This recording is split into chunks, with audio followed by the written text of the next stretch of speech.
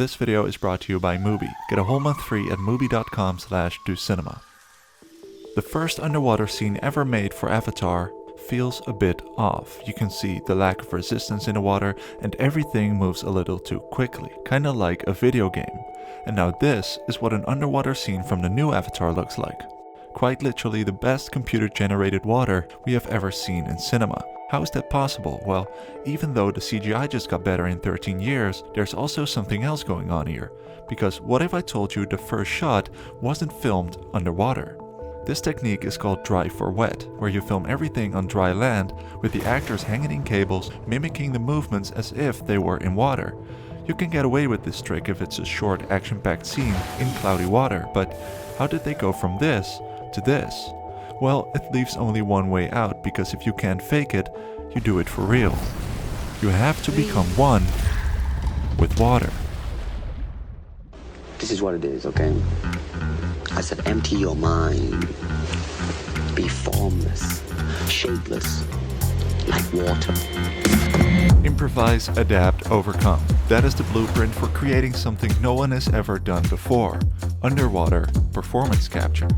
Now water can flow or it can crash. Be water, my friend. But you might be thinking, filming underwater has been done before, right? Like for Mission Impossible, Harry Potter, and even in the 1900s they managed to do so. But here's why Avatar stands out. You probably noticed that the suits the actors are wearing are covered in dots. This technology is called motion capture, and every single one of those dots is able to capture the slightest movement and facial tic of an actor. These performances can then later be mapped onto digital imagery, which is the reason why their expressions and movements look so real, simply because they are real. Supposedly, George Lucas was the first to ever try motion capture for Star Wars, but he didn't like how it looked, so he cut it out. So we spent $100,000 on that suit that we didn't need to spend. All jokes aside, if you want to use this technology underwater, you're running into quite some issues. To give a little indication of what they had to go through, you can't use scuba tanks underwater because it will interfere with the cameras. Underwater 3D cameras did not exist at the time, and how do you not fall into the trap of making things look too real to the point where it becomes fake? To solve these problems, you need someone who knows the way of water, an expert that has made the underwater world his way of life, and that person is director James Cameron himself. Because water has played quite a significant role in Cameron's films and life in general. His two great passions are filmmaking and diving. Not only is he the man who decided to build a Titanic life-size replica for his world-famous movie, he also dove down in a submarine to the actual ship 12 times in his life. He also had some practice during his logistically boggling underwater debut, titled The Abyss, which was shot in an abandoned nuclear plant that he had filled with millions of gallons of water. And to top it all off, after making the first Avatar, he broke the record for diving solo to the deepest trench on planet Earth, that's 11,000 meters, calling attention to the need for more deep-sea research. It's safe to say that Cameron knows his way around water. So they built a giant tank in a studio, which is basically an indoor ocean, where they could adjust the speed of the water and height of the waves. They used underwater jetpacks like these ones, and rideable scooters that were shaped like underwater creatures. This way they could record people trying to get out of the water while they're getting hit by a wave, or film realistic interaction with the creatures on what they called the racetrack, where they could go full speed while the actors were hanging on to them. But now that we have water, there's one tiny hiccup. As I mentioned before, the actors were not able to use oxygen tanks while filming, because every one of those air bubbles is a little wiggling mirror, and the system that's trying to read all the marker dots on the actor's body is like because it can't tell the difference between a marker dot and a bubble, which meant that everybody who was working in the tank had to hold their breath. Cameron said in an interview that if there was somebody down there holding the light, they were holding their breath. Same for camera operators and of course the actors. This meant that the actors had to undergo one whole year of intense training to adapt to the underwater environment. Even though they had to get scuba trained, they didn't use it. It was just to adapt to being underwater for long periods of time. We did work with world-renowned free divers that train Navy SEALs, and he was training us for weeks and months, gets us in a meditative state, and he helps us lower our heart rate. He helps us learn how to, through breathing techniques, techniques like put a lot more oxygen into our bloodstream and eliminate a lot more, carbon dioxide, so that we can sustain our breath. But what's up with all these opaque balls on the water surface? Well, there was another issue. The cameras had a hard time focusing on the white motion trackers again, but this time due to light reflections. So James Cameron pulled a trick out of his hat from back in the days, because just like for The Abyss, he used thousands of beads to cut light reflections in the water, without obstructing the actors from reaching the surface if they needed to. So they basically functioned as a huge floating diffuser. Horrific little black beads that all of us, I'm sure, have somewhere tucked deep in the folds of our bodies still to this day. James Cameron is known for encouraging actors to go for that extra mile, which resulted in Kate Winslet breaking the underwater filming record, holding her breath for 7 minutes and 15 seconds. It was 7:15. That's very impressive, but we also gotta give credit to the stunt team that consisted of synchronized swimmers and Olympic hopefuls. The wet team, their breath holds are amazing. One of my top guys, his breath hold is like 11 minutes down there, which is ridiculous. Then there's also the challenge of acting emotionally as if you were in the actual environment. But how do you do that if your surrounding looks like a studio instead of Pandora? Well, on the one hand, they had built a digital world that you could walk around in with an iPad. James Cameron could see it all happen in real time with his monitor and then show it to the actors after their take. But for both movies, he also took the actors on what he called a sense memory odyssey. He would go live and hike in the forests of Hawaii to make the actors observe, feel, and smell the environment, to make them aware of how they would have to move.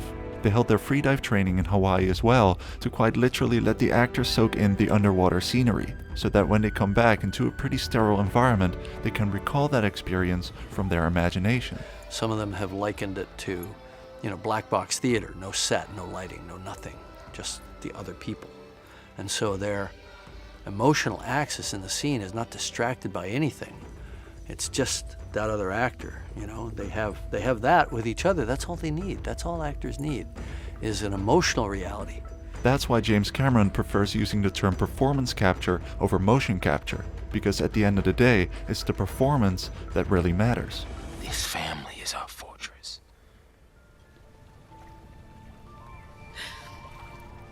Now, when it comes to shooting underwater in 3D, the camera had to adapt as well, unless you want to use this unit of an IMAX camera.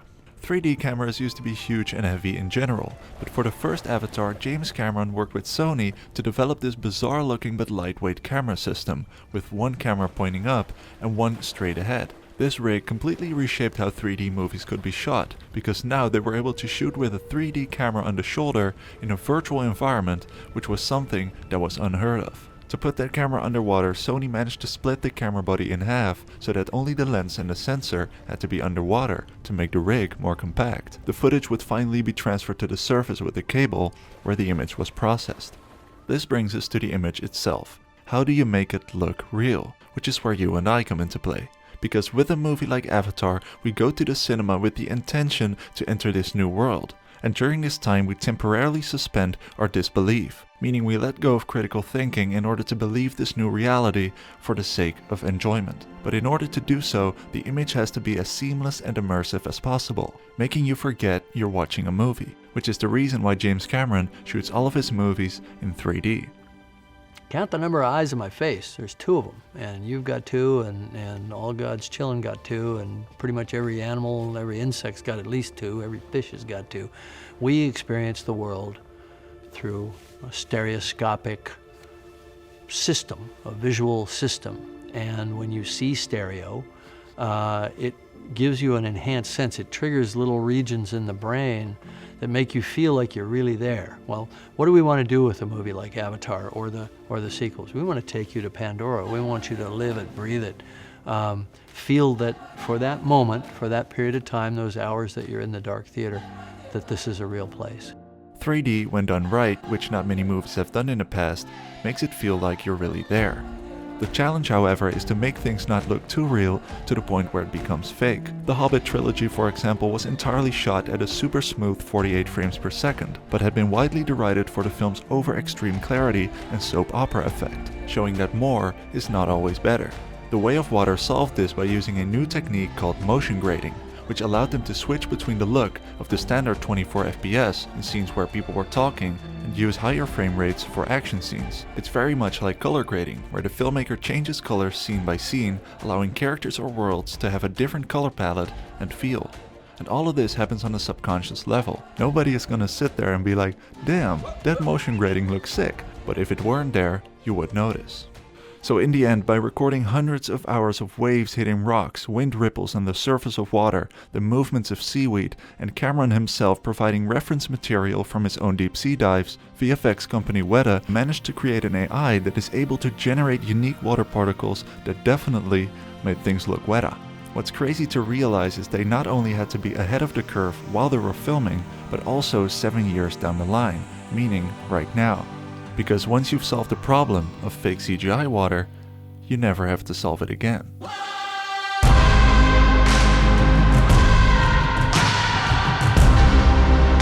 That's why, in my opinion, The Way of Water deserves the hype. Not only is it James Cameron's homage to marine exploration and the beauty that lies beneath our surface, the technology that they have created is also a step forward for the film industry as a whole, meaning we can explore a whole new realm of filmmaking. And the beauty of it all is that telling a story about learning the way of water started with a production process that was all about understanding water in the first place. If you want to check out more groundbreaking cinema, I highly recommend checking out Mubi. Mubi is a curated streaming service dedicated to elevating great cinema from all around the globe. Every day you'll get to discover something new, from iconic directors to emerging auteurs. With Mubi, each and every film is hand-selected, so it's like your own personal film festival, streaming anytime, anywhere. We work anytime, anywhere. We work Jewish holidays? Anytime, anywhere. Currently, they're showing amazing movies like Portrait of a Lady on Fire, Drive, and Fallen Angels. You can try Mubi free for 30 days at mubi.com/docinema. That's mubi.com/docinema for an entire month of great cinema for free.